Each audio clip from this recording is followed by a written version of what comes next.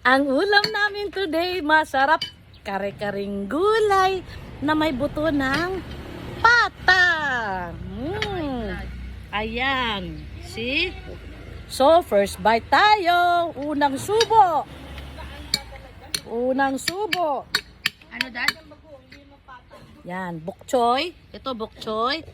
Tapos, kukuha tayo ng bagong. Diba siya? Bagong. Yan. Yan, bagong. Yan. Ang nagluto ng bagong, guys, yung anak ko. Lahat to homemade. Bagoong, gulay, tapos yung sauce ng kare-kare. Lahat homemade. First try, first subo.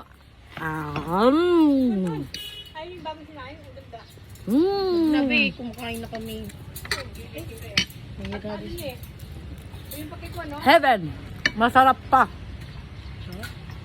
Sa restaurant na wag natin bagitin yung restaurant, mapopromote pa natin. Ba? Yan. Sitaw.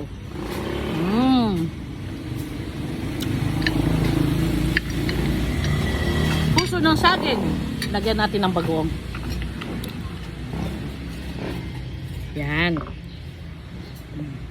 Puso ng saging with bagong.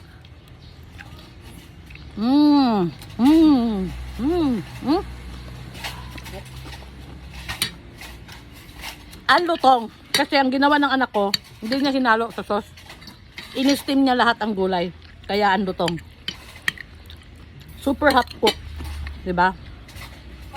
Rice. Kasi pag pinakuluan daw, sabi ng asawa ko, mawawala ang vitamins. Hindi mawawala, mabawasan lang.